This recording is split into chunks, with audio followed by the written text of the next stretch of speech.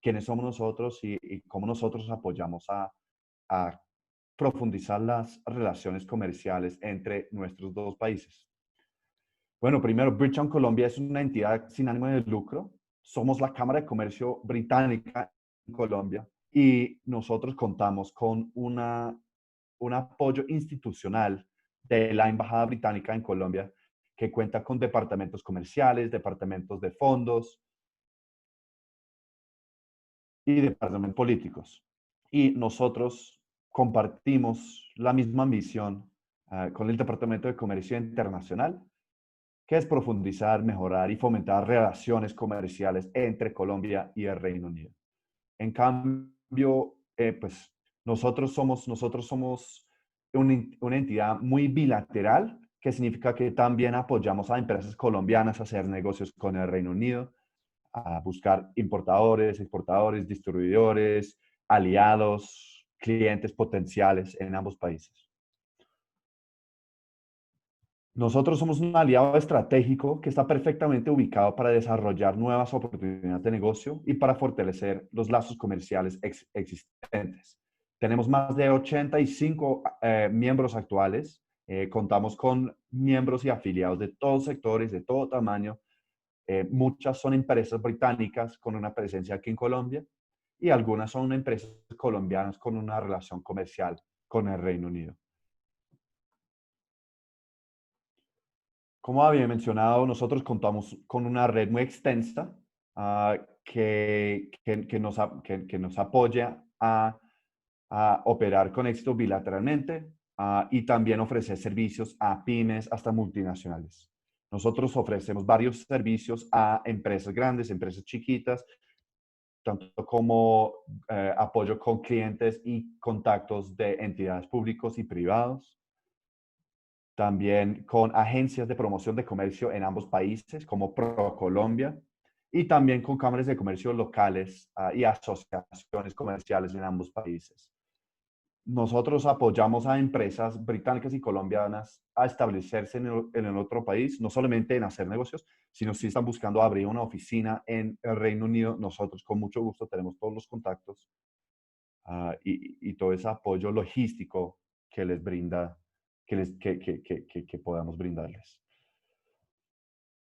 Pues solo falta decir que tanto Colombia como el Reino Unido están muy abiertos a los negocios y los dos países gozan de una cercanía comercial muy estrecha y una diplomática histórica.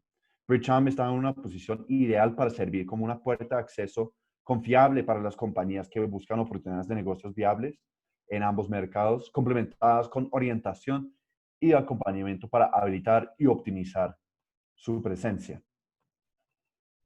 Pues sin más preámbulos, me gustaría presentar a los tres expertos que nos están acompañando hoy.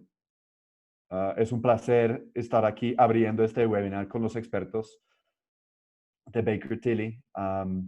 Yo conozco muy bien la empresa y ha sido muy cercana a la Cámara y a la Embajada Británica durante muchos años.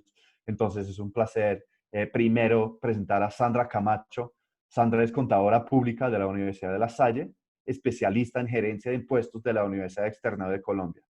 Con más de 16 años de experiencia, Sandra ha desarrollado su carrera profesional en equipos de impuestos de prestigiosas firmas multinacionales de auditoría, adquiriendo además importantes conocimientos específicos en el área de impuestos. Sandra también es miembro del Instituto Colombiano de Derecho Tributario, el ICDT, y docente universitaria. Actualmente es socia de impuestos en Baker Tilly, Colombia. Sandra, buenos días y bienvenida. Muy buenos días, Michael, y muy buenos días para todos. El siguiente experto es el señor Oscar Rueda. Oscar es abogado de la Universidad Santo Tomás de Bucaramanga, especialista en Derecho Tributario de la Universidad de Rosario, magíster en Comercio Internacional del Instituto Europeo Campus Telai de España y magíster en Derecho Administrativo de la Universidad Pontificia Bolivariana. Oscar tiene experiencia en consultoría, planeación, procedimiento tributario y manejo de procesos judiciales. Es docente universitario también y asesor jurídico, editor tributario y económico para diferentes publicaciones. Actualmente, Oscar es abogado tributarista en Baker Tilly Tax. Muy buenos días, Oscar, y bienvenido. Muy buenos días para todos. Buenos días. Y finalmente es la señora Nayibi Lozano. Nayibi es abogada de la Universidad Libre, especialista en Derecho Tributario de la Universidad de Rosario. Nayibi tiene más de 20 años de experiencia prestando asesoría tributaria a compañías de diferentes sectores de la economía y a personas naturales en las áreas de consultoría, planeación, reestructuraciones empresariales, cumplimiento, outsourcing, due diligence y expatriados. Nayibi también es miembro del Instituto Colombiano de Derecho Tributario, el ICDT, y actualmente es socia de impuestos en Baker Tilly, Colombia. Nayibi, muy buenos días, muchísimas gracias por acompañarnos y aquí te paso Buenos la días, palabra. un placer. Bueno,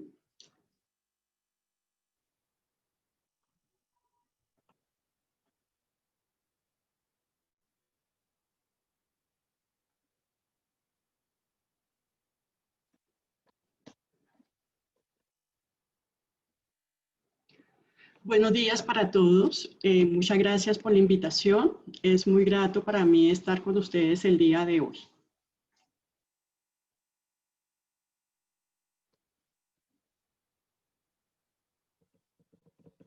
Durante las últimas semanas,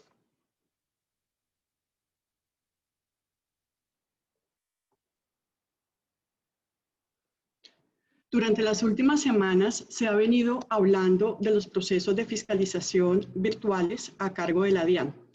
Esta discusión surge con motivo del decreto 807 de junio de 2020, expedido por el presidente de la República y por la resolución 79 emitida por la DIAN el pasado mes de julio. Lo primero que hay que decir de este decreto es que es expedido al amparo del estado de emergencia económica, social y ecológica que se declaró en Colombia con motivo de la emergencia sanitaria por COVID-19. Este estado de emergencia económica corresponde a uno de los 3 estados de excepción consagrados en la Constitución. Los otros 2 son el estado de guerra exterior y el estado de conmoción interna. Y le otorga al Ejecutivo poderes excepcionales para dictar medidas con fuerza de ley, orientadas a conjurar la crisis que se esté presentando. Esas medidas, en condiciones normales, solo podrían ser dictadas por el Congreso de la República.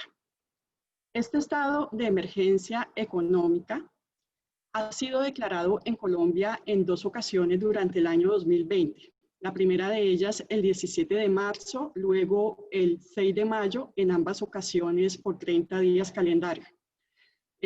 Para que estén enterados, la Constitución autoriza periodos de emergencia de hasta 30 días en cada caso, que sumados no pueden exceder los 60 días, los 90 días en un año calendario. Como entre los 2 estados de emergencia declarados ya llevamos casi 60 días, quiere decir esto que el gobierno tiene aún la posibilidad de declarar un tercer estado de emergencia económica en lo que resta del año. De otro lado está la emergencia sanitaria, que no se puede confundir con el estado de emergencia económica. Esa emergencia sanitaria no es un estado de excepción y es declarada normalmente por el Ministerio de Salud y Protección Social.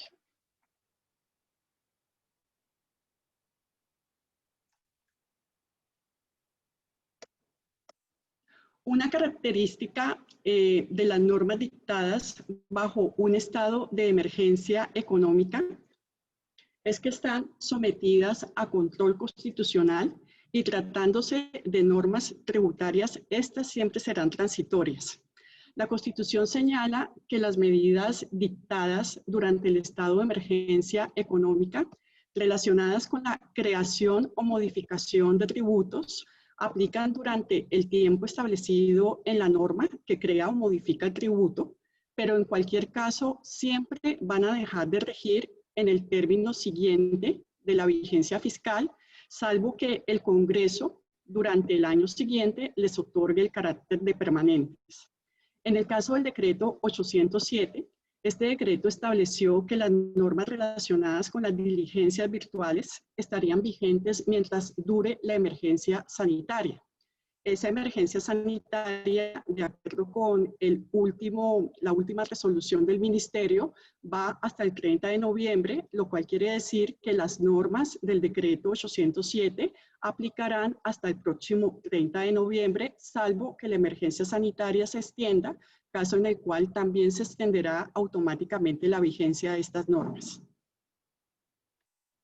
El decreto 807, dictado al amparo de la emergencia económica, tiene dos partes. La primera de ellas estableció un procedimiento abreviado para las devoluciones o compensaciones de impuestos, y la segunda parte autorizó a la DIAN para que ciertas diligencias inherentes al proceso de fiscalización se llevaran a cabo de manera virtual. ¿Cómo le fue al decreto 807 con la Corte Constitucional? Digamos que más o menos. El control constitucional de esta norma se surtió a través de la sentencia 394 del 9 de septiembre.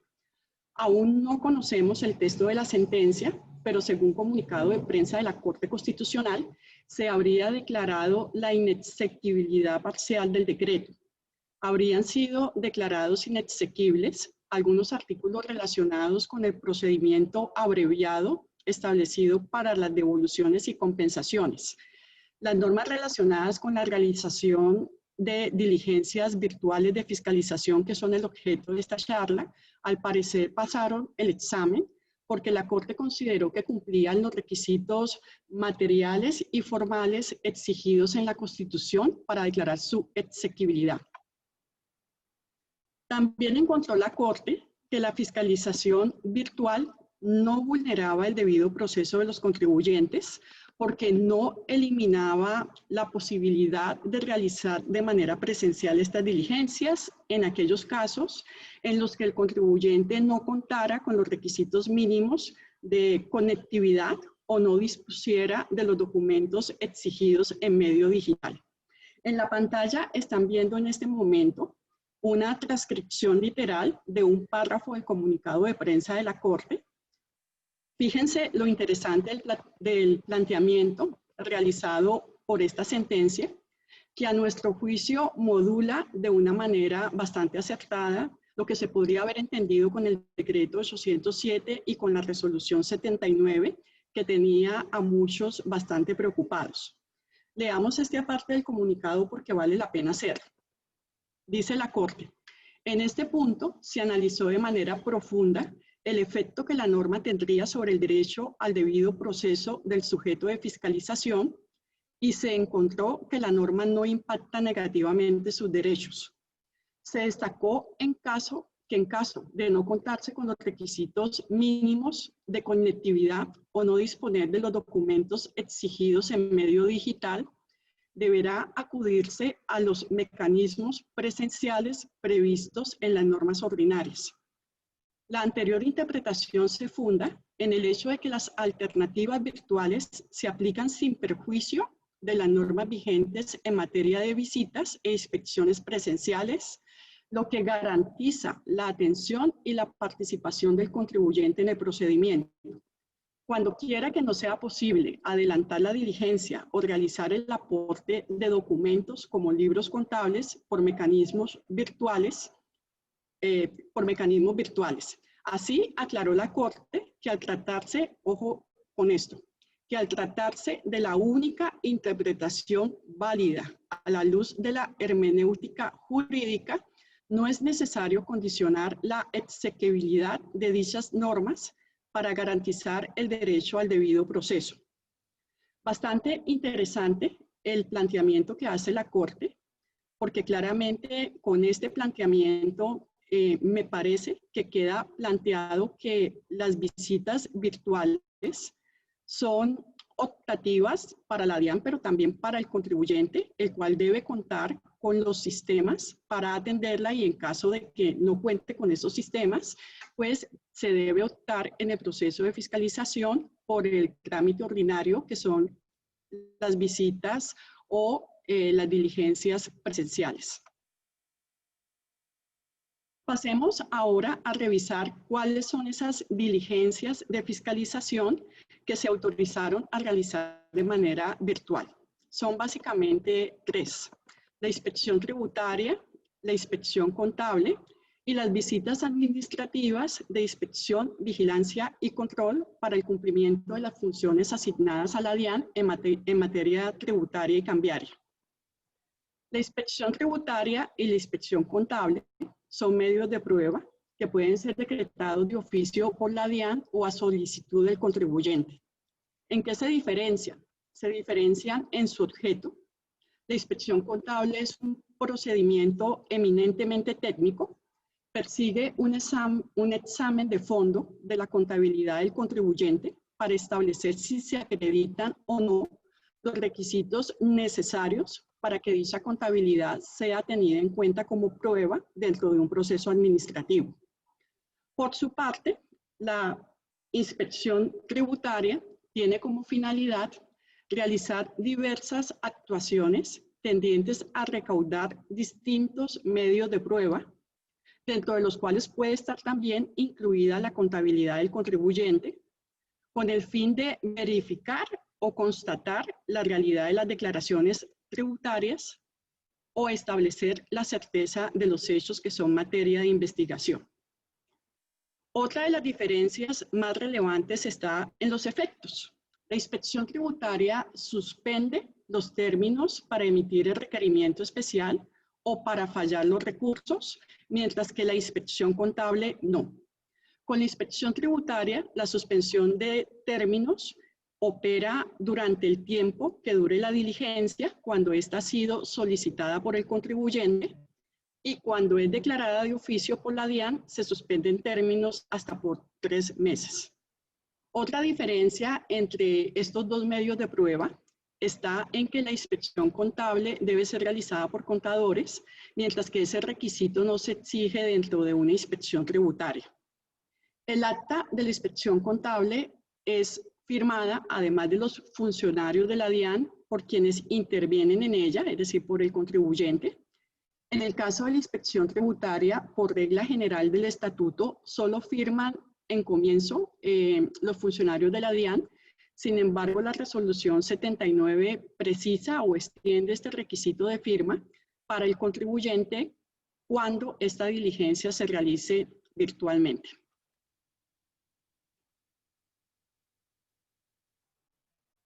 Cuando uno analiza el decreto 807, estas tres diligencias, inspección contable, inspección tributaria y visitas administrativas, tienen características comunes. La primera de ellas es que la autorización para que se realicen virtualmente, como ya mencioné, solo aplica mientras que esté vigente la emergencia sanitaria por COVID-19, inicialmente hasta el 30 de noviembre. La segunda característica, según el decreto, es que el proceso virtual es potestativo de la DIAN. Ello quiere decir que la posibilidad de hacer la diligencia virtual no desplaza el mecanismo presencial, el cual sigue existiendo. Si bien es potestativo de la DIAN, como ya lo mencioné, consideramos que la sentencia de la Corte estaría facultando al contribuyente para que solicite la inspección presencial cuando no sea posible que esta diligencia se adelante de manera virtual o no sea posible que los documentos se entreguen en forma digital.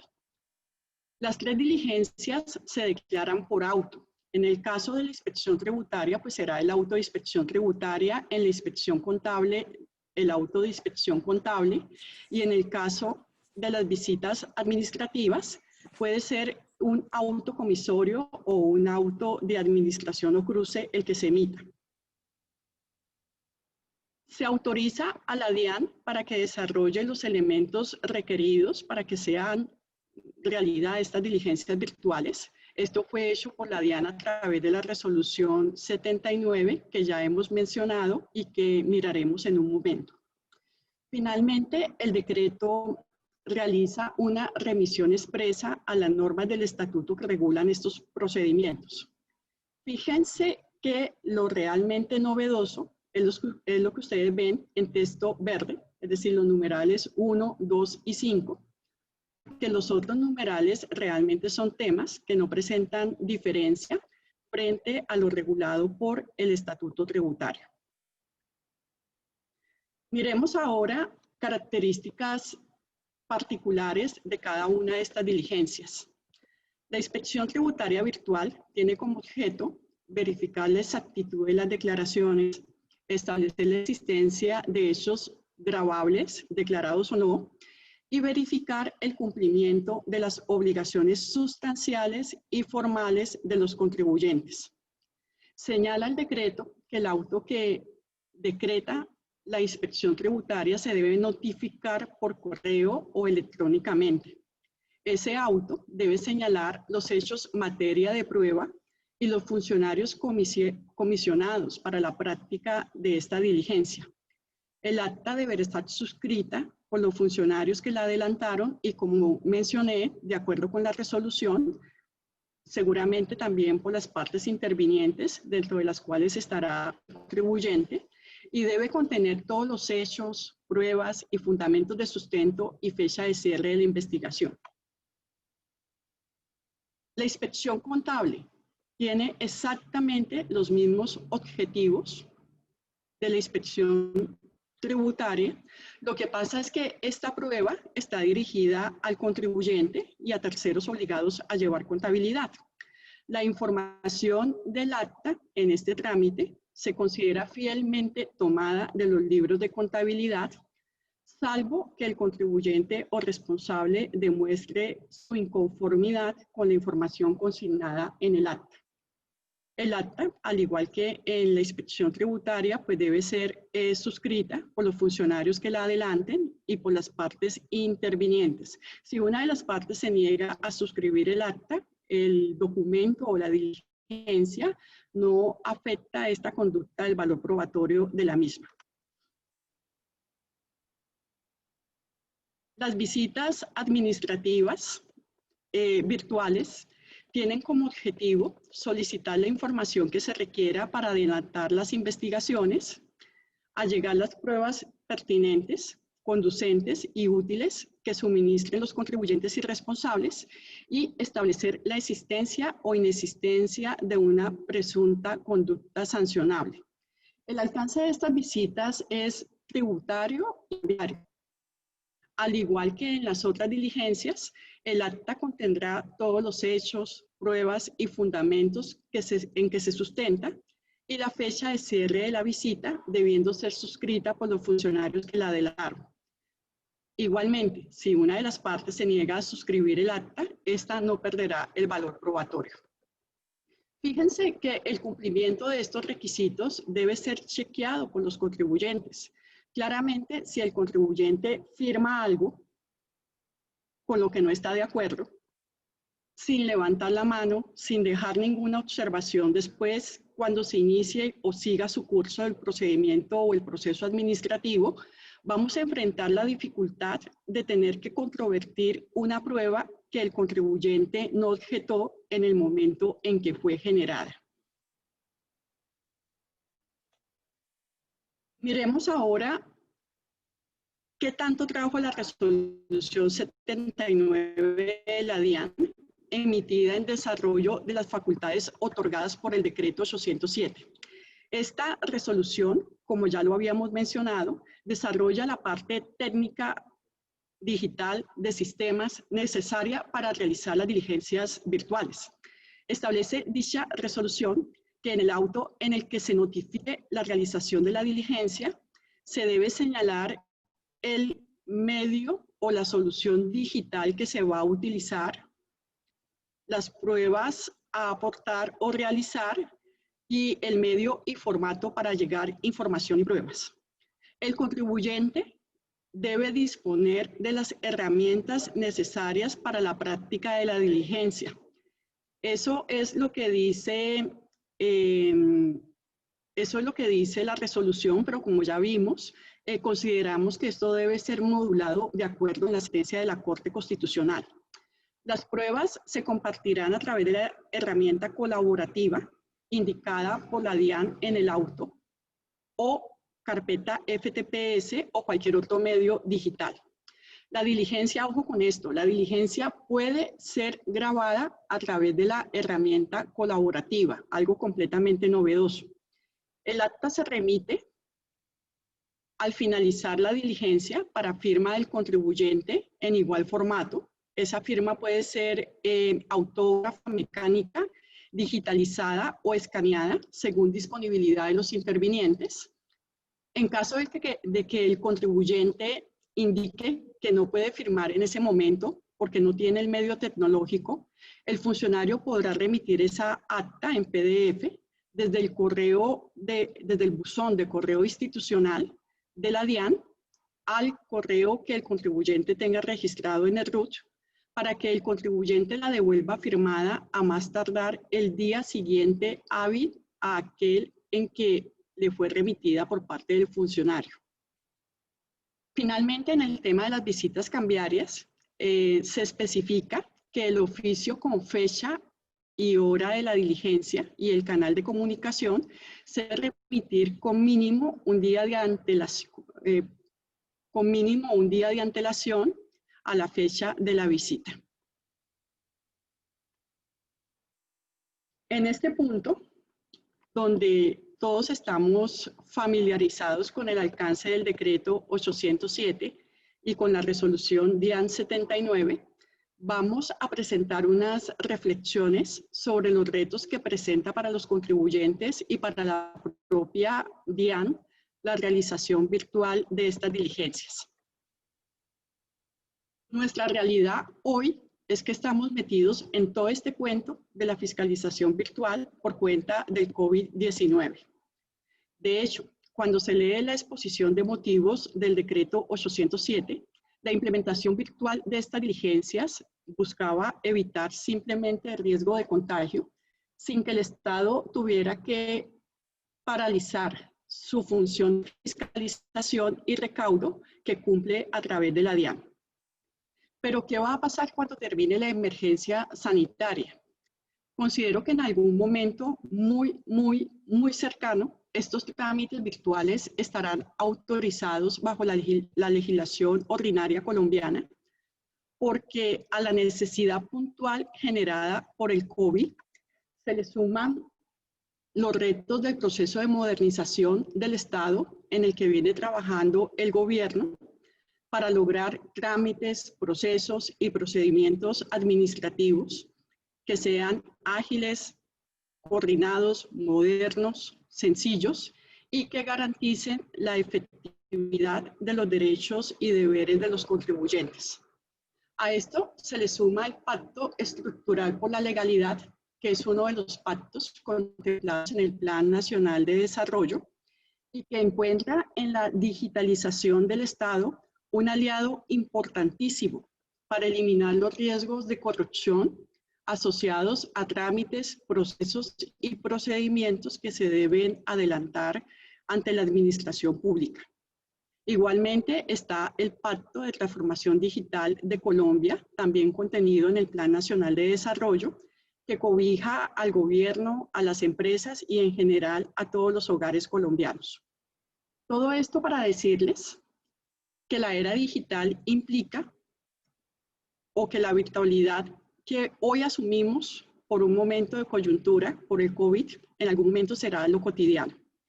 Esa virtualidad por motivos de COVID o la que nos toque asumir en el futuro tendrá como máximo reto lograr todos esos objetivos que acabo de mencionar, fijados por el Plan Nacional de Desarrollo, sin quitarle garantías al contribuyente, sin menoscabar sus derechos y sin incurrir en prácticas que vulneren el debido proceso y terminen dando a los contribuyentes por temas tecnológicos el acceso a la justicia, lo cual sería absurdo porque todo esto se hace para mejorar y no para que estemos peor a lo que tenemos actualmente. Dicho esto, volvamos entonces a la virtualidad en tiempos de pandemia. Y aquí cabe la pregunta de ¿qué es virtualidad? Y a eso debemos responder simplemente que es un cambio de medio. Es un cambio en la manera en que hoy se realizan algunas diligencias tributarias que se dejan de hacer de manera presencial para hacerlas de manera virtual. En ocasiones, la mejor manera de entender qué es una cosa es entendiendo lo que no es. Virtualidad no es sinónimo de informalidad, y eso es importante que lo tengan claro los contribuyentes. Es decir, no implica que se eliminen todas aquellas formalidades propias del procedimiento administrativo tributario, como son las relacionadas con la oportunidad, competencia y debida notificación de los actos administrativos. No se cambia la esencia de estas diligencias, ni siquiera significativamente las formalidades que son propias. Es solo un cambio de medio. Es muy usual en nuestro medio que cuando la gente utiliza canales digitales, llámese WhatsApp, Twitter, chat, email, videoconferencia, se hacen a un lado todos los formalismos y diría yo, en algunos casos se deja la prudencia, en otros hasta la decencia a un lado. Y es importante señalar que esto no puede pasar cuando estoy en diligencias legales, entablando una comunicación con una autoridad oficial, que en este caso es la DIAN. En síntesis, lo que se debe vigilar es que este cambio de medio no afecte, como ya se dijo, el debido proceso y los derechos del contribuyente. Otro reto, administrar complejidades de cambio durante la emergencia sanitaria. Es innegable que lo repentino del cambio encuentra a la gran mayoría de afrontar esta nueva realidad. Y eso precisamente es lo que ha hecho que se hayan levantado varias manos advirtiendo que el proceso virtual no ofrece garantías para el contribuyente. Yo agregaría que el proceso de fiscalización virtual o presencial en medio de una pandemia puede llegar a vulnerar gravemente la garantía de defensa de un contribuyente. Cuando se examina escrupulosamente lo que implica un proceso virtual o la atención de un proceso de fiscalización en tiempos de pandemia, en efecto, uno encuentra que sí existen razones para preocuparse. Veamos algunos ejemplos de algunos temas que se deben manejar con mucho cuidado o temas que de cara a una fiscalización deberían de ser evaluados ya en este momento por los contribuyentes con el propósito de anticipadamente tener una respuesta o un plan de acción que dé solución a estos temas. Y miremos el tema de las notificaciones. Es claro que preferentemente, cuando la ley así lo permita, las notificaciones se van a surtir electrónicamente al correo electrónico registrado por el contribuyente en el Registro Único Tributario, por lo que resulta pertinente chequear algunos temas y dar respuesta a una serie de preguntas. Por ejemplo, ¿se tiene informado un correo electrónico en el RUT? Si la respuesta es sí, ¿ese correo está actualizado? ¿Quién es el responsable de revisar dicho correo? ¿Se tiene un solo responsable o será que es prudente, como procedimiento, tener a más de un responsable para ese correo electrónico en función de las consecuencias que pueden generarse en cabeza de las organizaciones si comunicaciones que a ese correo lleguen no son atendidas oportunamente? ¿Tiene el responsable de ese correo claro el protocolo que debe seguir frente a cualquier comunicación que llegue a ese correo? O sea, no es solamente que se revise, sino si se recibe una comunicación, ¿qué se hace con ella? ¿A quién se le pasa? ¿Qué seguimiento se hace? Recuerden que existe una sanción económica bien onerosa cuando el contribuyente no suministra información solicitada por la DIAN, o le envía tardíamente o le envía con errores. Ojo con el buzón de correo no deseado. Sería bueno que ese correo también fuera revisado todos los días para garantizar que correo oficial no esté siendo clasificado por el sistema dentro de esa categoría. Durante esta época hay que revisar también el manejo de la correspondencia que está llegando a la dirección física del contribuyente. No vaya a ser que el control de esa correspondencia se haya relajado o perdido en tiempos de pandemia y por ahí llegue algún acto que implique un término legal que no se atienda oportunamente. En materia de sistemas, cabe preguntarse si el contribuyente cuenta con los sistemas necesarios que apoyen la realización virtual de estas diligencias. Asimismo, si para acceder a esos sistemas se debe estar dentro de las instalaciones de la compañía o los mismos se pueden accesar de manera remota. ¿Cómo está operando el acceso de sistemas y la conectividad para los empleados en esta época? Los empleados llamados a atender estas diligencias virtuales, que eventualmente durante esta época puedan estar trabajando desde sus casas, ¿tienen habilitado ese acceso remoto con alguna limitación? ¿Será que esa limitación, si existe, puede pesar en las diligencias virtuales que se celebren con la DIAN? Si sí, si tienen alguno de estos problemas, ¿cuál es el plan de acción que se tiene o se debe construir para estos casos? El tema de la información no es menos importante. ¿Dónde está la información de la compañía? ¿Dónde están los documentos, soporte de las declaraciones tributarias susceptibles de ser solicitadas por la DIAN en un proceso de fiscalización? ¿Está digitalizada dicha información? Ya sea que la información esté en físico o en formato digital, ¿se tiene acceso inmediato a la misma? Si no se tiene ese acceso, ¿cuánto tiempo se requiere para lograr ese acceso y desde dónde se puede accesar esa información? Si la información está en físico, ¿se encuentra en las instalaciones de la compañía? Si está en poder de terceros, ¿conocemos los protocolos de servicio que están manejando esos terceros durante la pandemia? Recuerden que las fiscalizaciones de las autoridades de impuestos no se dan en tiempo real, es decir, en la generalidad de los casos vamos corridos entre 3 a 5 años. Hoy estamos viendo fiscalizaciones de los años 2017 y anteriores. Seguramente estará entrando el año 2018. De modo tal que no solo es tener disponible la información del año corriente, sino la de años anteriores. Uno sugeriría que todo contribuyente debe contar con la información de toda declaración que esté abierta para revisión de las autoridades de impuestos, de modo tal que se pueda accesar a ella sin mayores dificultades y en cualquier caso debería de tener uno un acceso fácil a información de los últimos 5 años. El personal del cliente, el recurso humano. ¿Quiénes son las personas encargadas de atender esta diligencia en la compañía? ¿Desde dónde se van a atender estas diligencias? ¿Desde la compañía o desde la casa de los empleados?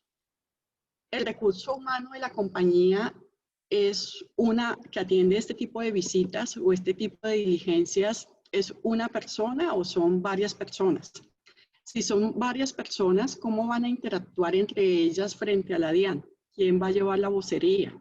¿Cómo se van a llevar a cabo las discusiones y validaciones internas que normalmente se hacen antes de entregar información a la autoridad tributaria? ¿Quién va a depurar o filtrar la información que se debe entregar a la DIAN? ¿Está capacitado el recurso humano para determinar qué explicaciones se pueden entregar de manera inmediata o qué explicaciones implica realizar procesos internos de validación para eliminar riesgos de información inexacta? ¿Se ha definido la estrategia o procedimiento para administrar estas situaciones frente al funcionario de la DIAN sin caer en respuestas evasivas o contradictorias que tengan que ser desvirtuadas posteriormente por el mismo contribuyente o que en el peor de los casos puedan hacer presumir a la DIAN sobre la existencia de una confesión por parte del contribuyente?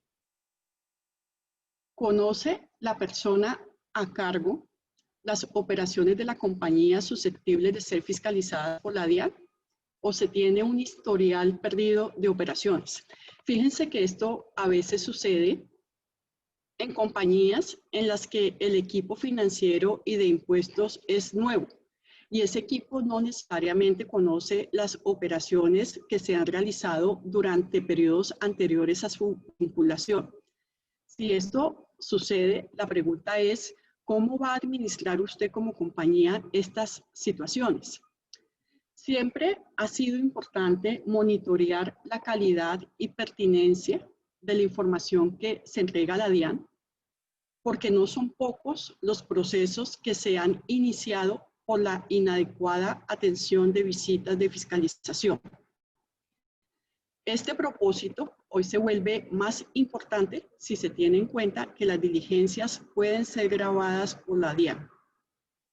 ¿Cómo va a utilizar la DIAN esas grabaciones? No lo sabemos, pero sin duda lo que ustedes deben tener claro es que esas grabaciones forman parte de la prueba recaudada por la autoridad tributaria, por lo que los contribuyentes deben esforzarse en entregar, ya sea de manera escrita o verbal, información cierta, fidedigna, soportada, y en la medida de lo posible, eliminar de su vocabulario apreciaciones personales, subjetivas, o que tengan que ver con la intención de los negocios, las cuales deberían ser entregadas por los niveles que se hayan definido dentro de la organización, claramente en apego a la ley.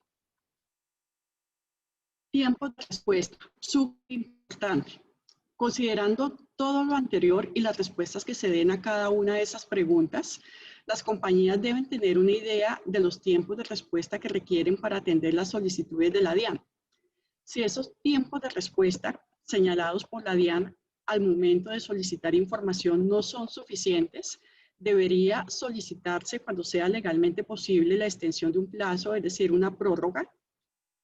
Y esto debe hacerse o se recomienda hacerlo no el día en que se vence el plazo, sino desde el comienzo. Si yo como contribuyente ya sé que definitivamente el tiempo que me están dando es insuficiente para atender el requerimiento de la DIAN, pues debería levantar la mano. ¿Y cómo se levanta la mano? No con una llamadita al funcionario de la DIAN, sino que lo que uno recomienda es que exista una solicitud formal por escrito, motivada, soportada, y si es el caso, probando las situaciones que justifican la solicitud de prórroga. Si después de realizar todo ese chequeo que acabamos de mirar, se presentan o se intuyen dificultades, la siguiente pregunta es si se tienen procedimientos o si se tiene una ruta de acción para hacerle frente a esas dificultades. Fíjense que los problemas que se pueden presentar son muchos, porque las variables son muchas y aquí entra en juego las condiciones particulares de cada contribuyente, el factor humano, que es el personal del contribuyente, y al otro lado, los funcionarios de la DIAN, unos mejores que otros, las condiciones o restricciones que puedan estar enfrentando las ciudades por motivo de la pandemia y otras tantas variables. Y no todos esos posibles problemas encuentran solución en el fallo emitido por la Corte Constitucional, porque la Corte solamente se refirió al tema digital y al tema de conectividad del contribuyente.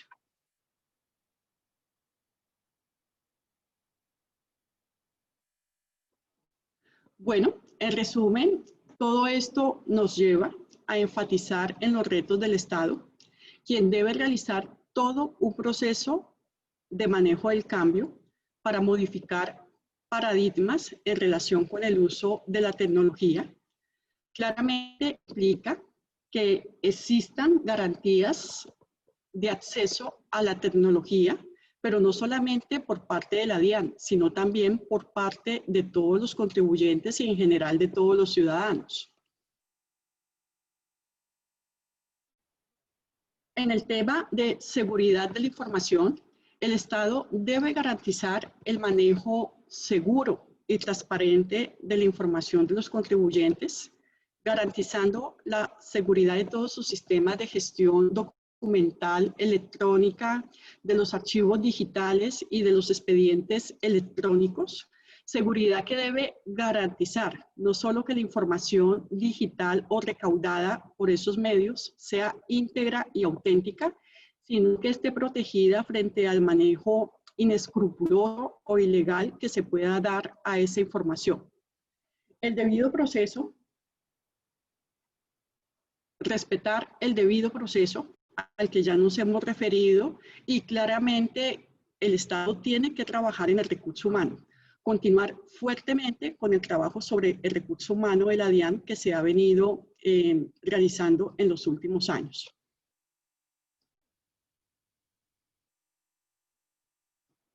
Paralelo a los retos del Estado están los retos del contribuyente, el cual se debe mover en una dirección en la que exija el cumplimiento de sus derechos, pero también donde se comprometa a cumplir con los deberes que tiene frente al Estado.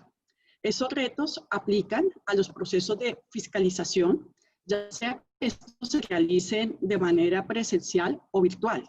Tenemos retos entonces frente al recurso humano, frente al recurso tecnológico, retos de conocimiento de la ley y adecuada aplicación de la misma, retos en el manejo y seguridad de la información, incluyendo el manejo de los asuntos complejos, y políticas que doten a las organizaciones de buenas prácticas tributarias y que las orienten de manera asertiva en la administración del riesgo tributario. Retomemos el reto del recurso humano del cliente para enfatizar que se debe trabajar no solo en el personal que se hace cargo del proceso de fiscalización o de los impuestos, es decir, la gente de finanzas, los contables y los tributarios, sino en aquel personal que es dueño de la operación, el que mueve la operación, el que administra el negocio, el que toma decisiones. Es un esfuerzo que debe involucrar a los accionistas, a los directivos, a la alta gerencia, al personal de las áreas comerciales, a los legales, a las áreas administrativas, a los aliados de negocio. Nos parece que las organizaciones deben trabajar fuertemente en la sensibilidad que todas estas personas deben tener frente a los temas tributarios en función del rol que desempeñen dentro de la compañía.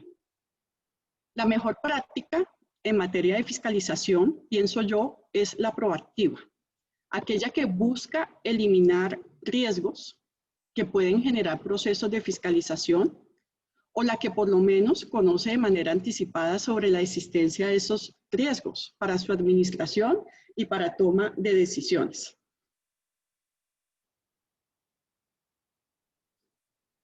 Las personas o departamento dentro de la organización encargados de construir, documentar y ejecutar los negocios de la toma de decisiones deben permearse de esa nueva realidad o de ese nuevo escenario jurídico tributario en Colombia. Las conductas o procedimientos de las organizaciones deben ser examinados frente a esas nuevas realidades. En el pasado, liquidar menores impuestos o no liquidarlos, en la mayoría de los casos, seguramente generaba solo una infracción de carácter administrativo que tenía como consecuencia el pago de los impuestos no pagados en su momento por el contribuyente, junto con los intereses y las sanciones económicas que establecía el Estatuto Tributario. Hoy entra en juego el Código Penal, porque muchas conductas que antes simplemente eran contravenciones administrativas sancionadas económicamente, hoy son delitos penales que pueden implicar penas privativas de la libertad. Estas consecuencias están sufridas no solo por las organizaciones, quienes normalmente son las llamadas en primera línea a responder por las sanciones económicas, sino también, dependiendo de la conducta, por los accionistas, por los representantes legales, por los revisores fiscales, por los contadores y en general, por cualquier tercero que el Estado logre vincular a la conducta catalogada como ilícita. De este tema les hablará en un momento el doctor Oscar Rueda. Una pregunta obligada o otra pregunta obligada es ¿cómo se manejan o se están manejando los asuntos tributariamente complejos, delicados, sensibles dentro de las organizaciones? Esas situaciones de riesgo detectadas, si es que se detectan, ¿están siendo manejadas en los niveles adecuados? ¿Se cuenta con protocolos para que identificados esos temas sean conocidos oportunamente por los implicados? En nuestra experiencia, lo que más molesta a los accionistas, a los altos directivos, es la sorpresa. porque una cosa es realizar determinadas conductas que han sido valoradas por la administración y que la administración conoce los riesgos de interpretación que pueden existir sobre determinadas figuras. Y otra cosa es cuando el tema cae en frío y la fiscalización de la DIAN o la contingencia fiscal que se tiene, pues resulta ser toda una sorpresa para los accionistas o para los directivos de las compañías. Y es que fíjense que las nuevas realidades colocan sobre el tapete conductas que pueden ser calificadas como evasión, fraude, elusión o abuso tributario. Y en la práctica, comprender cuándo se está en una situación de evasión o de fraude puede llegar a ser fácil para ciertas organizaciones, pero no sucede lo mismo en el caso de la elusión y el abuso tributario, que también es otro tema del que les va a hablar Oscar en algunos momentos.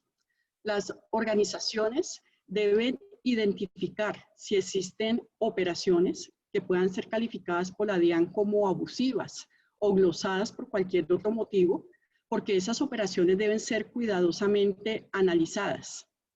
Hoy día, el concepto de esencia económica en los negocios que se realicen y la intención o propósito de negocio deberían ser fijados, analizados y documentados de manera apropiada por todos los contribuyentes. Y esto no es un capricho de la legislación colombiana.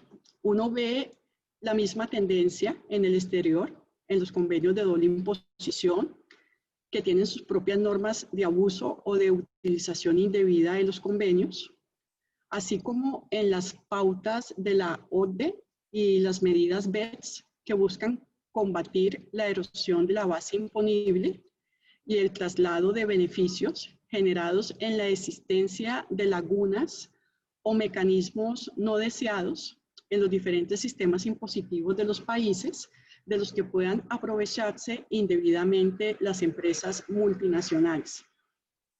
Si uno mira con cuidado, no son pocas las deficiencias que caracterizan la legislación tributaria colombiana y que originan una serie de vacíos y diversas interpretaciones frente al alcance de las normas. Si a esto se suma ese componente intangible de la intención o propósito del negocio, así como la inexistencia de precedentes judiciales que permitan anticipar la orientación que los jueces colombianos tomarán en estas materias tan sensibles como el abuso o las medidas antielusivas o sobre el antidiferimiento del impuesto que se han incorporado en la legislación colombiana en los últimos años, auguro que los tribunales tendrán un papel protagónico dentro de los procesos que se llevan a cabo en Colombia en los próximos años, pero también tendrán un protagonismo muy importante las pruebas que el contribuyente esté en capacidad de aportar dentro de un proceso. El problema es que cuando se presenten las fiscalizaciones, estaremos frente a hechos económicos cumplidos, que si no se han documentado apropiadamente desde su concepción, desde su inicio, durante su ejecución, o no se cuenta con un expediente de caso debidamente armado, seguramente los contribuyentes van a estar en problemas para poder probar la intencionalidad de sus actuaciones. Y si eso es así, señores, las posibilidades de éxito de un proceso carente de pruebas podrían verse significativamente afectadas. Bueno, con este tema termino mi intervención. De nuevo, muchísimas gracias por la invitación. A ustedes, gracias por la compañía y los dejo con Oscar.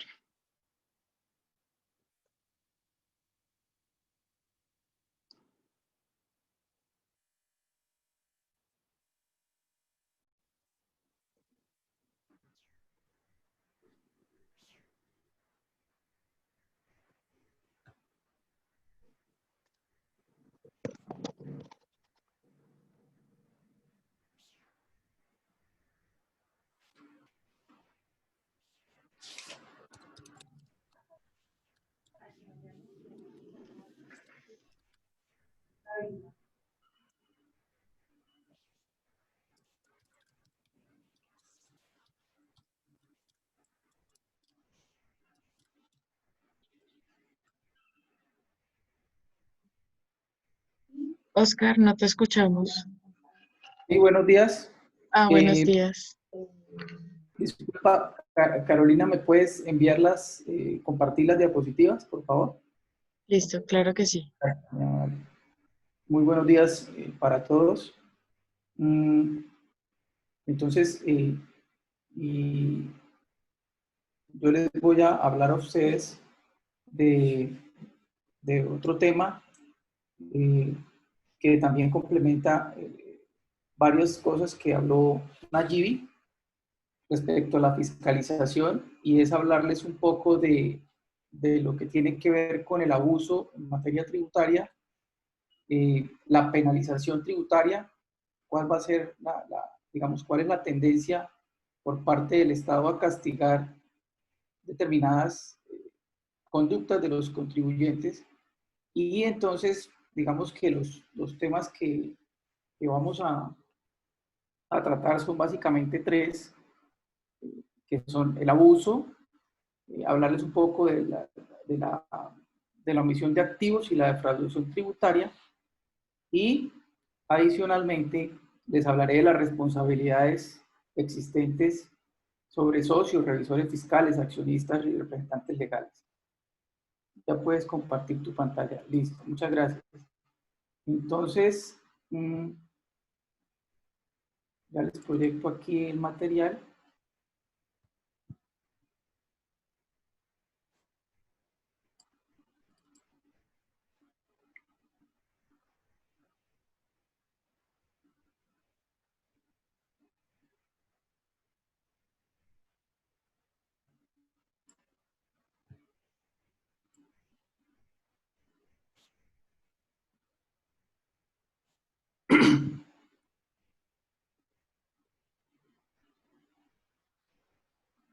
Bien, ¿me podrían decir si ven las diapositivas? ¿Sí se ven? Ahora sí, sí, claro. ¿Ahora sí? Sí. Ok, muchas gracias. Bueno, entonces, como pues el tiempo es muy corto, pues la idea es hablarles a ustedes de los detalles más sensibles respecto a la omisión de activos, pasivos inexistentes, el delito de defraudación tributaria, y hablarles un poco sobre el abuso en materia tributaria. Entonces, voy a empezar hablándoles a ustedes de la penalización tributaria respecto a la omisión de activos y inclusión de pasivos inexistentes. Entonces, antes del 2000, por la ley 1943 del 2018, se plantea como delito, y no como infracción tributaria, sino como delito, la omisión de activos y pasivos inexistentes que superen 5.000 salarios mínimos mensuales legales vigentes. Como delito, pues, desde luego, pues, se contempla una pena de prisión de 48 a 108 meses. Inicialmente, con la ley 1943 del 2018, adicional a lo que les acabé de decir, pues se planteaba una multa del 20% del valor del activo emitido y del pasivo inexistente. Pero digamos que eso que ocurrió en el año 2018 ya pues, se había planteado en el 2014, con la ley 1739 del 2014, donde también se plantea el delito de omisión de activos y de pasivos inexistentes, siempre y cuando superara 7.250 salarios mínimos. Entonces, fue una norma que en la práctica pues, no se aplicó, realmente no se aplicó, pero ya con la ley 1943 del 2018, como ustedes saben, pues fue declarada inexequible. Después se cambió con la ley 2010 del 2019, y lo único que se hizo con la ley 2010 fue eliminar la multa penal, desde el punto de vista penal, pero la pena de prisión y el porcentaje del valor del activo que se llegue a omitir, pues sí se mantuvo con la ley 2010 del 2019. Entonces, eso en lo que respecta a la omisión de activos y pasivos inexistentes. Y adicionalmente, pues con esta ley 2010 del 2019, en la medida en que el activo que se omita sea superior a 7.250 y inferior a 8.500, pues incrementará la pena de prisión, y aquí pues también se mantiene la eliminación de la multa, y por eso ustedes la ven ahí tachada en la diapositiva. Simplemente para hacerles ver a ustedes que desde el punto de vista tributario, pues la sanción se mantiene como está en el 647 y 648 del estatuto, donde la sanción, en palabras, pues rápidamente les cuento, es simplemente las sanciones del 200% del valor del activo omitido o de los pasivos inexistentes. Es la sanción tributaria más alta establecida, sancionada por inexactitud. Entonces, aquí lo que les estoy planteando a ustedes es que una cosa es lo que plantea el derecho penal y una cosa es lo que plantea nuestra legislación tributaria para sancionar a un contribuyente.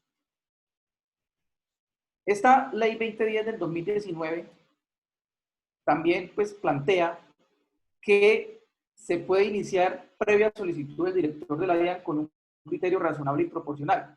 Esto está en un margen de determinación porque el criterio razonable y proporcional pues no está definido realmente en ninguna disposición. Es algo, como la palabra lo dice, es respecto al raciocinio que tenga la administración al momento de tomar su decisión. Sin embargo, pues la ley también manifiesta que se puede abstener si existe una interpretación razonable del derecho y los hechos y las cifras sean completas y veraces. Adicionalmente, con la ley 2010 del 2019, lo que se planteó en la ley 1943 del 2018, que fue declarada inexequible, es que la acción penal se extinguía si se corregía y se paga total lo que se debe, y cuando los activos o pasivos sean menores a 8.500 salarios mínimos, la acción penal se extingue. ¿Qué se planteó con la ley 19? Eso se planteó con la ley 1943 del 2018, y en la ley 2010 digamos, esa limitación en los salarios mínimos desaparece, para decir la ley 2010 del 2019 que si una persona omite activos o incluye pasivos inexistentes, se superen o no 8.500 salarios mínimos, siempre y cuando corrige y paga, pues no le va, se va a extinguir la acción penal. Simplemente es una norma que lo que quiere, lo que pretende es que el contribuyente pague. Es una norma muy enfocada al recaudo, ¿no? Como todas las reformas tributarias, y esta no es la excepción, a pesar de ser una disposición de carácter penal. Adicionalmente, bueno, eso es lo que refiere a la omisión de activos, inclusión de pasivos inexistentes. También se plantea en la ley 2010 del 2019, y así también se ha planteado en la ley 1943 del 2018, es que se contempla un delito nuevo, un delito totalmente nuevo. O sea, a partir del 2018 se habla del delito de defraudación o evasión, para decir que quien dolosamente omite ingresos o incluya costos o gastos inexistentes, reclame créditos fiscales, retenciones o anticipos improcedentes, y la autoridad liquide el mayor valor del impuesto en los porcentajes que ustedes ven en la diapositiva, de 250 salarios mínimos, y inferior a 2.500, la prisión es de 36 a 60 meses. ¿Qué pasó en esa transición de la ley 1943 a la ley 2010? En esa transición se eliminó aquí también la multa. Ya no se va a sancionar como multa en un 50% del mayor valor del impuesto, sino que va a ser simplemente pena de prisión. Tenemos el delito con la pena de prisión y por otro lado tenemos la infracción que se contempla en el estatuto tributario. Siguiendo con este delito de defraudación o evasión, la ley 2010 también plantea que en la medida que aumente el valor del ingreso omitido o los costos o gastos inexistentes, liquidando un mayor valor del impuesto, pues se incrementa la prisión en una tercera parte. Y así sucesivamente, y cuando ya supera 8.500, pues en ese evento va a incrementar la pena de prisión a la mitad. Entonces, eso en lo que refiere a la omisión de activos, pasivos inexistentes, omisión de ingresos, costos o gastos inexistentes. Y también se plantea aquí, en el delito de defraudación o evasión, que si el director general con criterio razonable y proporcional encuentra que el ingreso efectivamente no se omitió, o encuentra que hay una interpretación razonable del derecho y lo que se declaró fue completo y veraz, pues sencillamente se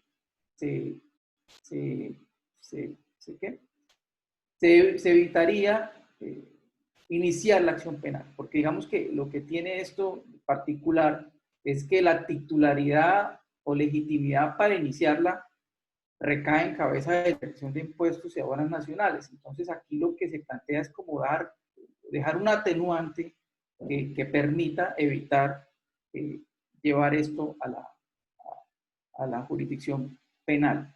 Entonces, dicho esto, pues lo que hay que tener en cuenta es que, desde luego, si una persona, un contribuyente, tiene activos omitidos, pasivos inexistentes, costos, gastos, improcedentes, inexistentes, pues tiene que revisar muy bien si lo que tiene que ser lo correcto, lo que evitaría sanciones a futuro es corrige y pague, de manera que se evita usted un proceso penal, y adicionalmente, si corrigen los términos del estatuto tributario, pues eso también puede representar un ahorro importante para un contribuyente. Bueno, eso en lo que respecta a la omisión de activos y de pasivos inexistentes. Y desde luego, si la discusión con la autoridad es en cuanto a la interpretación de normas o ya en los aspectos técnicos, en la contabilidad y demás, pues desde luego si el contribuyente está seguro que lo que está haciendo, pues lo está haciendo bien, y lo que quiere el Estado es recaudar abusando en su fiscalización, pues desde luego también lo puede hacer, ¿sí? Desde que esté convencido, por ejemplo, que el activo no se esté omitiendo, que los pasivos sí son reales, y lo mismo con los costos, los gastos que no son inexistentes, que son reales, que son deducibles, etcétera, pues lo que tiene que analizar el contribuyente es eso, porque de lo contrario la infracción puede ser tributaria, que cuesta bastante dinero, y adicionalmente tenemos la infracción penal que conllevaría pues una prisión, que también es grave. Bueno, en lo que respecta al abuso, a partir del 2012, con la ley 1607 del 2012, se plantea el abuso del derecho en materia tributaria como una medida de protección al erario público, en la medida en que lo que persigue el abuso, prevenir el abuso mejor, es que los contribuyentes no evadan al momento de realizar sus operaciones económicas. Entonces, a partir del 2012, con la ley 1607, se plantea en el artículo 869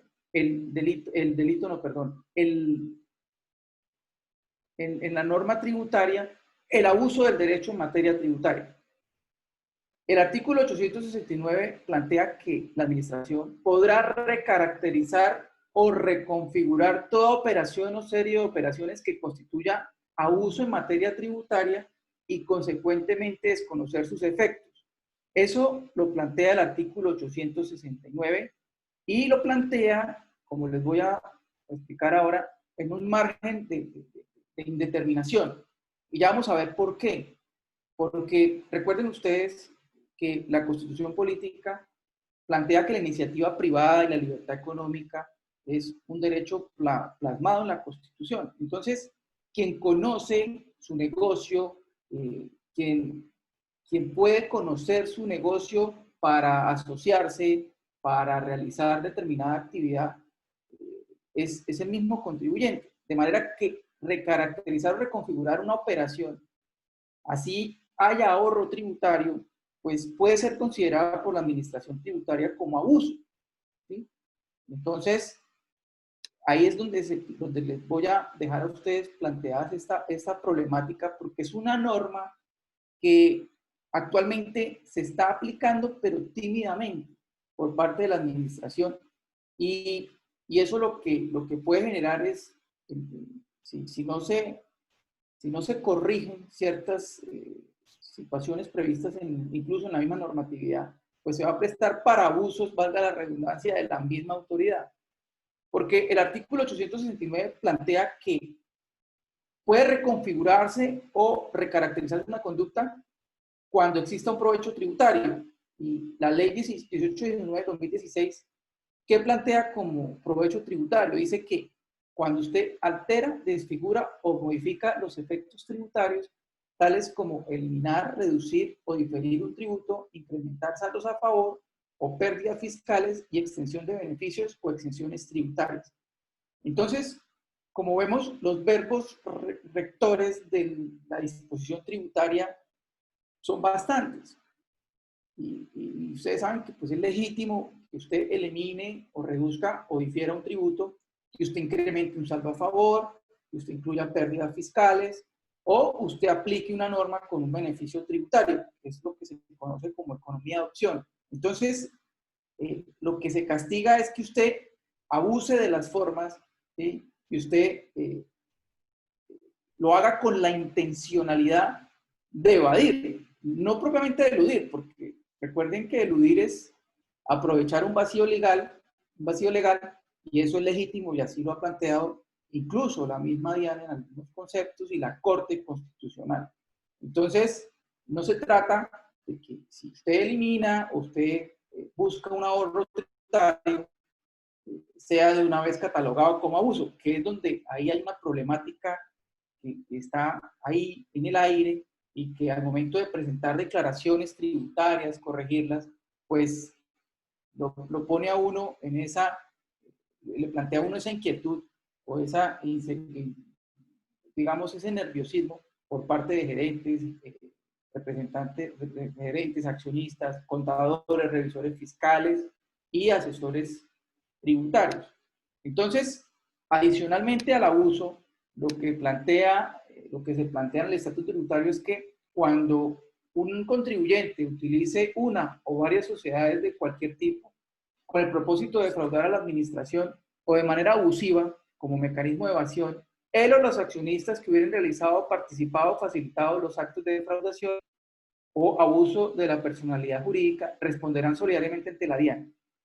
Entonces, aquí el artículo 794 dice, oiga, si usted crea una sociedad, la utiliza con el propósito de defraudar o abusa del derecho, pues usted se podría levantar el velo corporativo y así responderían los accionistas, el representante y demás intervinientes en esa operación, responderían solidaria y limitadamente. Entonces, el estatuto tributario, adicional al procedimiento que iniciaría por el abuso en materia tributaria, lo que plantea es una facultad adicional de la administración de impuestos. ¿Para qué? Para motivar sus decisiones, manifestando que levanta el velo corporativo y vuelve solidario a los que conforman esta sociedad.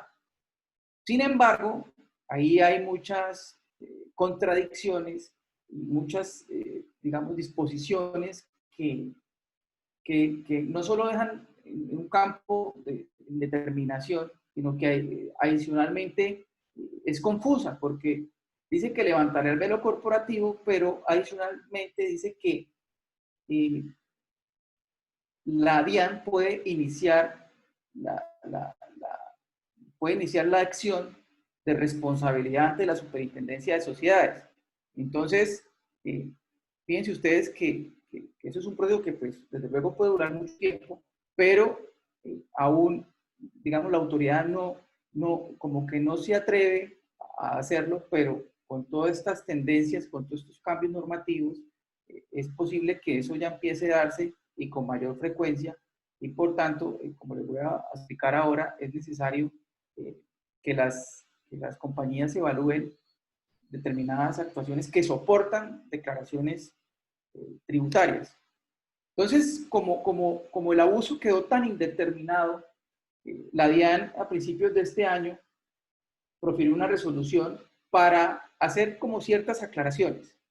Aclaraciones que en mi parecer son algo etéreas, gaseosas, y por eso es que todas las compañías tienen que ser minuciosamente juiciosas y cuidadosas al momento de tomar decisiones en lo que tiene que ver, desde luego, con impuestos. Y es que la resolución de la DIAN del 7 de enero del 2020 dice que en la evasión una persona siempre oculta la obligación tributaria. Entonces, en el entender de la DIAN, aunque la norma, la ley ya lo dice, ellos son incisivos en que la evasión siempre carece de un propósito económico o comercial. Bueno, sí, pero explíqueme cómo la operación que yo realizo no tiene un propósito económico o comercial. Ahí es donde está, digamos, lo más difícil de probar. Y cuando digo difícil de probar, es que así como es difícil de probar por parte de la administración de impuestos, puede ser complejo para probar por parte del contribuyente. Entonces, la resolución de la DIAN del 7 de enero dice que en la evasión siempre se oculta la obligación. Eso es lo único que dice realmente como de destacar de esta resolución. Pero eso ya se sabe, en la evasión usted oculta la obligación, ¿cierto? Nace, pero usted la disfraza o la oculta y eso pues es evasión. En eso no hay discusión. En cuanto a la elusión, esa resolución dice, oiga, si usted utiliza técnicas y procedimientos para evitar el nacimiento de la obligación, es elusión, ¿sí? Lo cual, como les decía, pues es legítimo. Lo que dice esta resolución es, oiga, esto es elusión, pero realmente no dice de manera muy clara en qué momento la elusión puede ser castigable. Como que no se atreve a decir qué es lo que realmente se castiga en la elusión. Entonces, de manera nuevamente gaseosa, dice que puede haber evasión o elusión cuando hay simulación, fraude fiscal o abuso del derecho. Lo que llama la atención es que no lo define. Es decir, no lo define ni la resolución y no lo define, desde luego, el estatuto tributario. Lo deja ahí en un campo de indeterminación y precisamente el análisis que tienen que hacer los contribuyentes es para no incurrir en simulación, fraude o abuso del derecho en lo que en su entender, ¿cierto? Está, pues en lo que su entender está haciendo bien. Entonces, esta resolución dice que la conducta evasiva o elusiva no está tipificada, lo dice textualmente. Entonces, dice que lo que puede recaracterizar o reconfigurar es cuando hay simulación, fraude fiscal o abuso del derecho, pero como les digo, pues no lo define. Entonces, esto que les muestro acá es para decirles, bueno, en qué momento hay simulaciones, cuando usted declara de manera ficticia la voluntad. El fraude fiscal es cuando usted vulnera una norma que pretende eludir mediante el engaño, ¿sí? El fraude fiscal es engañar a la administración tributaria, así de simple. El abuso del derecho es cuando usted abusa de las formas para no pagar, lo cual es algo demasiado complejo, porque el abuso del derecho pues es un principio general del derecho, pero se trajo aquí en el estatuto tributario a partir de la ley 1607 para decir, oiga, si usted va a aplicar una norma con beneficios tributarios o usted aprovecha un vacío, pues no abuse del derecho. Eso, en mi parecer, va a generar un alto número de litigiosidad. Y porque puedo estar utilizando una norma que me da un beneficio fiscal enorme, pero yo no estoy abusando del derecho. Entonces, es una ley muy delgadita en la cual la administración puede controvertirme las decisiones que yo tome al momento de presentar una declaración tributaria. Entonces, como les decía, pues son pincelazos porque pues para hablar de esto tardaríamos muchísimo tiempo. Entonces, lo que estoy haciendo aquí es plantearles a ustedes lo que hay hasta el momento y cómo hay normas que pues no se están aplicando, se están aplicando tímidamente. Ustedes a veces encuentran un requerimiento especial donde dicen el contribuyente está abusando del derecho, pero no está aplicando el procedimiento en el estatuto. Digamos que para un contribuyente prevenido o desprevenido, independiente de eso, pues eso es algo que le sirve en el proceso, porque el proceso se va a caer para la administración y va a beneficiar al contribuyente, pero a veces las normas cuando están ahí y las cambian pero no se aplican, pues esto lo que puede prestarse es para precisamente abusos de la misma autoridad y confusión en el contribuyente. Y eso es lo que se debe evitar. Entonces, eso es lo que plantea el Estatuto Tributario en el artículo 869 y la resolución de la DIAN del 7 de enero del 2020. Bien, la ley 1943 del 2018, ya aquí les voy a hablar de las responsabilidades que puede conllevar en un administrador, un gerente, un accionista, un representante legal, un revisor fiscal de una compañía, estas situaciones de abuso. Y es que a partir de la ley 1943 del 2018 y se transcribió textualmente en la ley 2010, es que el artículo 793 plantea una responsabilidad solidaria en el pago de obligaciones tributarias. Ahí hay una lista de los responsables solidarios en el pago de los impuestos. Pero lo que habría que destacar acá, para tener en cuenta, es que se incluyen dos en las cuales sí seguimos en un campo de indeterminación, porque dice que son responsables solidariamente las personas o entidades que hayan sido parte en negocios con propósitos de evasión o de abuso, por los impuestos, intereses y sanciones dejados de recaudar por parte de la administración. Y en el literal H dice quienes custodien, administren o de cualquier manera gestionen activos en fondos o vehículos utilizados por partícipes con propósitos de evasión o con abuso, con conocimiento de operación o operaciones constitutivas de abuso. Entonces, ¿por qué, en mi entender, es una norma que sigue en un campo de indeterminación? Porque si el Estado mismo, en la legislación, no tiene claro, ¿sí?, qué es lo que puede ser considerado evasión o abuso, porque no es claro, o sea, no es claro, por lo que les decía, la resolución realmente no dice nada y la ley, la norma tributaria también deja un amplio margen de interpretación. Entonces, plantear una responsabilidad solidaria en un gerente, en un accionista, en unas conductas que están en esa indeterminación, pues puede ser muy perjudicial para un contribuyente que incluso esté actuando de la manera correcta. Supongamos que en una decisión de junta directiva o de asamblea se decide que se va a tomar como una cartera que ya está perdida, pero no se soporta con los documentos, o dicen después los conseguimos, o supongamos un caso de una amortización, ¿sí?, que implique corregir una declaración o presentar una declaración para también tomar unas deducciones, unas pérdidas fiscales que no están muy claras. Pues fíjense que en esas decisiones de junta, ¿sí?, pues como está planteado en la norma, pues también serían responsables los que asistieron a la junta, los que aprobaron el acta, el contador, el revisor, el que firmó la declaración, o sea, el contador, en fin. Es decir, es meter en una bolsa un poco de presuntos responsables en un margen de indeterminación, y por eso es que, ahora que les muestro las conclusiones, les diré por qué es importante que los contribuyentes tengan muy bien organizados sus documentos, soportados, o como dijo Nayib, incluso digitalizados. Hoy en día todo está digitalizado, de manera que si hay una visita, una fiscalización, una inspección, que fue lo que les comentó Nayib, pues también se tengan esos soportes, porque para la autoridad puede ser una alerta, esté obrando o no esté obrando bien el contribuyente, una alerta pero de desconfianza, ¿no? El derecho de la sospecha, es decir, bueno, pues si no tienen la información ahí es porque está evadiendo.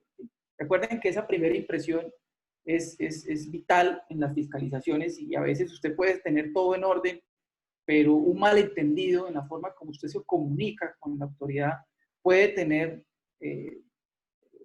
un costo enorme que puede incluso llevarnos a un litigio en sede judicial. Y a veces lo más sensato es, a veces si toca, pues se litiga, pero a veces es mejor acercarse a la administración y corregir una declaración si es del caso. Entonces, la norma pues también plantea, desde luego, que usted puede, como deudor solidario presunto, defenderse. Digamos que eso pues sería el colmo que no existiera, porque pues si a mí me van a imputar una responsabilidad solidaria por lo que hace la compañía, pues en ese evento yo tengo el derecho, así como la empresa tiene el derecho a defenderse, pues también tengo derecho yo, como persona que intervino en una operación o una declaración, a defenderme. Entonces, esto, en cuanto a la anterior lámina, hace referencia más que todo al abuso y la parte penal. Sin embargo, desde el punto de vista tributario, cuando el Estado pretende imponer una sanción por inexactitud, plantea un procedimiento dentro del procedimiento, valga la redundancia, en el cual puede sancionar a un administrador, a un representante legal y a un revisor fiscal si encuentra que en la contabilidad o en la declaración hay omisión de ingresos, doble contabilidad, costos o deducciones inexistentes o se declaran pérdidas improcedentes. Entonces aquí en el cuadro ustedes ven que yo separo la contabilidad de la declaración porque la norma tributaria lo que plantea es que se sanciona si lo que usted tiene en la contabilidad conlleva a que en la declaración exista lo que está planteado en la norma, y es omisión de ingresos, doble contabilidad, costos de deducciones inexistentes, pérdidas improcedentes. Que sean ordenados y aprobados por el gerente o por el revisor fiscal, principalmente el revisor fiscal, pues se plantea una sanción del 20% desde el punto de vista puramente tributario, recuerden, no penal, sino puramente tributario. Y lo que plantea el artículo 658, raya 2 del estatuto, es que la sanción es del 20% sin exceder de 4.100 VTs. Entonces, supongamos en aquel caso en el cual hay una sanción donde son 200 millones, pues la sanción al contador, revisor fiscal o al gerente, pues no puede exceder, tiene que ser del 20%, ¿cierto? Sobre ese valor. Entonces, no puede exceder de 4.100, entonces 40 millones de pesos. Y digamos que aquí, por eso, también como la gestión que hace un gerente tiene que ser desde luego diligente, juiciosa, pues también tiene que ser lo propio un contador y un revisor fiscal. El estatuto tributario en el artículo 659 tiene una disposición que es el artículo, 658, 659 en adelante hasta el 661, que aplica a contadores, auditores y revisores fiscales. Y es que plantea unas sanciones por violar las normas que rigen la profesión. Dentro de esos verbos rectores se encuentran aconsejar o llevar contabilidad, elaborar estados financieros, expedir certificaciones o no suministrar información que no refleje realidad económica de acuerdo a los principios generalmente aceptados o por violar normas de auditoría. Entonces, la DIAN, lo que refiere a la DIAN lo que puede hacer es sancionar limitando la facultad, suspendiendo, la expresión correcta, suspendiendo la facultad de firmar declaraciones. Pero recuerden que quien vigila disciplinariamente a los contadores y a los revisores es la Junta Central de Contadores. Sin embargo, el Estatuto Tributario sí plantea una sanción económica. ¿Sí? Una sanción económica si usted presenta una declaración aconsejando o elaborando estados financieros, pidiendo certificaciones o no suministra información que no refleje esa realidad económica. Y esto aplica, exista o no exista abuso, porque yo creo que la tendencia hacia el futuro va a ser muy enfocada a determinar si hay abuso o no para proseguir una investigación. ¿Por qué? Porque en la ley 1943 y ley 2010, propiamente la ley 2010 es muy incisiva en eso, dice que antes de proferir un requerimiento especial se puede recaracterizar o reconfigurar una conducta, y eso puede involucrar tanto una empresa como quienes intervienen en una decisión. Entonces también está presentar declaraciones. Entonces, por eso esta norma puede ser aplicada o no haya abuso, porque así está en el estatuto tributario, y en eso también tiene que tener especial cuidado un contador, un revisor fiscal, un auditor, o gerente, un accionista de una compañía. Entonces, precisamente hablando de este tema, el Consejo de Estado recientemente impuso una sanción a una compañía, esa es de julio del 2020, y es una sentencia que puede marcar un camino para futuras sanciones a futuro, Y no lo digo pues por simplemente crear un terror tributario ni nada por el estilo, sino lo digo porque ya teniendo una sentencia en la cual se tomó una decisión en la cual esta sentencia era por unos costos inexistentes. Y el requerimiento y la liquidación oficial y todo el procedimiento donde se le impuso sanción al contribuyente, se le dijo al revisor, se le propuso sanción al revisor fiscal. Y el revisor fiscal asumió su defensa en el proceso judicial. Y contó con tan mala suerte, no sé los pormenores del caso, porque pues, desde luego eso obedece ya al criterio que haya tenido el juez, la sala para tomar la decisión. Lo que dijo el Consejo de Estado fue, oiga, el costo, en nuestro parecer, fue inexistente y, por tanto, proponemos la sanción al revisor fiscal prevista en el artículo 658-1, pues lo único que lo podía eximir de su responsabilidad fue o es manifestar una expresión de salvedad. Entonces, fíjense cómo esto antes, pues, digamos que esto a veces en los procesos pues no terminaba en nada o no se proponían sanciones, pero de ahora en adelante la administración tributaria puede tomar esta sentencia como un referente para imponer las sanciones a revisores fiscales. Entonces, si hay algo que de verdad pues no corresponde a la realidad, muy dudosos, sencillamente hay que expresar la salvedad porque lo que se compromete es no solamente esa responsabilidad pecuniaria, sino también esa responsabilidad profesional de quien firma una declaración, ¿sí? de quien aconseja y firma, aconseja en determinado momento a una compañía y firma una declaración o presenta una información a la autoridad tributaria. Bien, entonces, como les decía, pues son pincelazos de tres temas, que es el abuso, las responsabilidades, el abuso, primero lo que es la penalización tributaria, el abuso en materia tributaria y las responsabilidades que puede tener cualquier profesional dentro de una decisión que implique tomar una decisión en asuntos tributarios. Por último, pues aquí hay unas conclusiones, y es, la primera de ellas, también les comentaban allí, es que toda decisión debe soportarse probatoriamente desde lo jurídico y lo técnico, ¿sí? No solamente desde lo que nos dice la norma.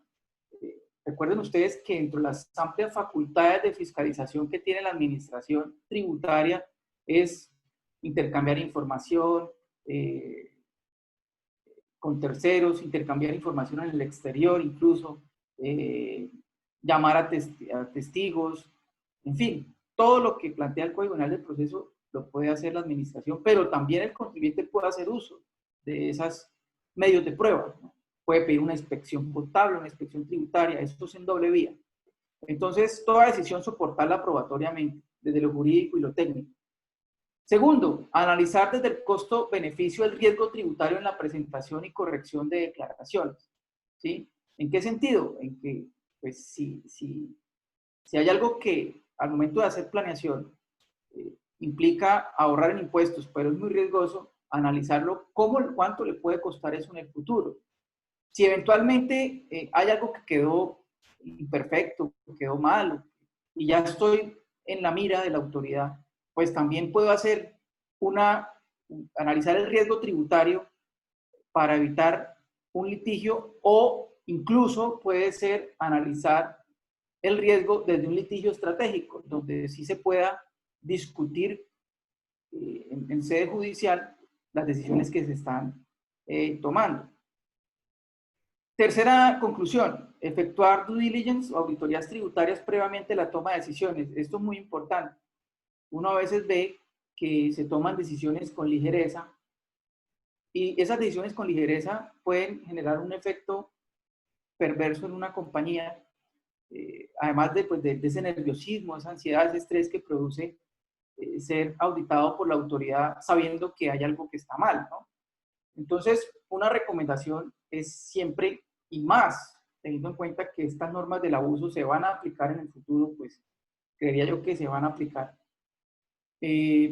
Pues previamente al tomar las decisiones, tiene que revisarse, analizarse y corregirse, ¿no? No solamente limitarse a revisar y dejar los papeles ahí sin realizar las correcciones que haya lugar. Y ahí, por último, tenemos analizar y revisar multidisciplinariamente al tomar decisiones de juntas y asambleas, también pues, referente a la presentación de declaraciones. Claro, pues también se mira, recuerden que el derecho tributario, en medio de su complejidad, pues integra muchas disciplinas, ¿sí? No solamente es lo contable, no solamente es lo puramente jurídico tributario, también puede implicar estudios de derecho comercial cuando se utilizan figuras contractuales para ahorrar impuestos. También implica decisiones financieras, ¿sí? Estudios económicos que permitan tomar decisiones en las juntas. Son importantes porque todo eso produce efectos tributarios. Entonces, si nos enfrentamos nosotros a disposiciones que plantean un posible abuso, supongan ustedes en un caso de precios de transferencia donde la autoridad le va a discutir el precio de los bienes y servicios que está realizando entre diferentes compañías porque le parece que es abusiva, porque no es razonable, porque oculta su intención, pues en la medida en que usted tenga cómo probar que sí hay una intención económica, lo que en su entender es una intención que no es subjetiva, sino es una intención de negocio legítima, que no hay evasión, pues lo puede hacer. Y lo debe hacer además, ¿no? Entonces, digamos que eso es lo que yo les quería plantear a ustedes el día de hoy y desde luego, pues, si hay preguntas, con mucho gusto. No sé, en el desarrollo de la conferencia, cómo se maneja el tema, pero eso era lo que les quería compartir y muy amable y muchas gracias por su atención. Sandra, Oscar y Nayibi, muchísimas gracias por toda esa información. Ha sido muy completa y muy interesante. Espero que todos hayan aprendido algo. Pues a los asistentes les cuento que tenemos 17 minutos para pues, una oportunidad única de aprovechar de los expertos de Baker Tilly que están aquí esperando sus preguntas. La pregunta número 1 es si ustedes o nosotros podríamos compartir la presentación con todo el mundo. Podríamos, si nos pueden enviar los datos, ya en este momento les vamos a dejar cuáles son los datos comerciales de Baker para que nos indiquen a qué correos personales los podríamos, al correo que lo podemos enviar, con todo gusto. Sí. Desde la organización de Bridgeham estamos como recogiendo toda la información personal. Exacto. Entonces Perfecto. se lo compartiríamos con Baker Tilly, los Perfecto. organizadores de este evento, y compartiremos la presentación con todos los asistentes del evento de hoy. Pero les recuerdo que tienen ahora solamente 16 minutos para cualquier pregunta que tengan para los expertos de Baker Tilly. Si quieres, Carolina, para dejarles la información, alguna información nuestra, si me puedes dar control para poner aquí un slide. Creo que frente al Claro que tema sí. y un poco lo que, gracias, creo que es muy importante y un poco conocer el enfoque de Baker Tilly y es precisamente precisamente un enfoque interdisciplinario. Creo que hoy las compañías están enfrentadas a temas mucho más complejos que solamente cumplir con los requisitos tributarios, con lo cual cuando se hacen operaciones definitivamente tener al lado expertos incluso de NIF, de precios de transferencia, abogados que permitan dar asesoría en relación a cómo se están construyendo los contratos y qué deben y cómo deben estar construidos estos contratos, especialmente frente a los temas que tenemos con vinculados económicos, es un tema que hoy en día estamos viendo cómo definitivamente podemos, pues, espérenme por acá, les puedo poner, ya ven mi pantalla. Sí, sí, ya la vemos. Ok. Básicamente, lo que hoy estamos proponiendo y un poco presentarles nuestro equipo es darles a conocer que definitivamente estamos viendo que enfrentar hoy todas las responsabilidades tributarias son un gran reto para todas las organizaciones. Creemos y estamos seguros que no es sencillo el momento en que vamos a vivir hacia futuro, especialmente por la reducción de recaudo que va a tener todos los gobiernos derivados de la pandemia. Y eso va a significar, como lo mencionaban allí, que vamos a tener exposiciones de fiscalización de 2 o 3 años hacia atrás. Con lo cual, presidentes, miembros de junta, nuevas personas que estén llegando a las administraciones, definitivamente tienen que conocer cuál es el estado de los temas tributarios de sus compañías, especialmente asesorarse en qué y cómo se le debe entregar a la administración de impuestos la información para que esa información posteriormente no sea usada en argumentos que hagan debilitar nuestras posiciones tributarias.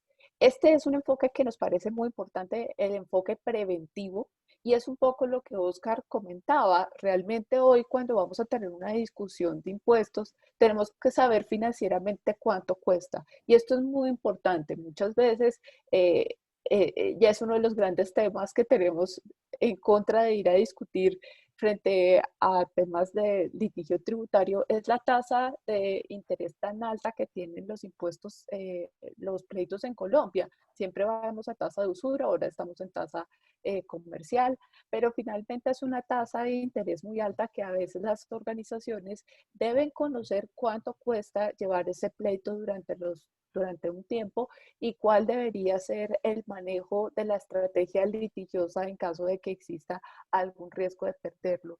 Y esto solamente se logra si se tiene un grupo interdisciplinario. Realmente, hasta pensar hoy que en nuestros equipos de impuestos debe haber gente experta o tener a todo de nuestro lado el equipo tecnológico que nos ayude, es un tema que realmente estamos viendo que hace que hoy estemos parados en un mundo de impuestos completamente diferente al que vivíamos en el pasado.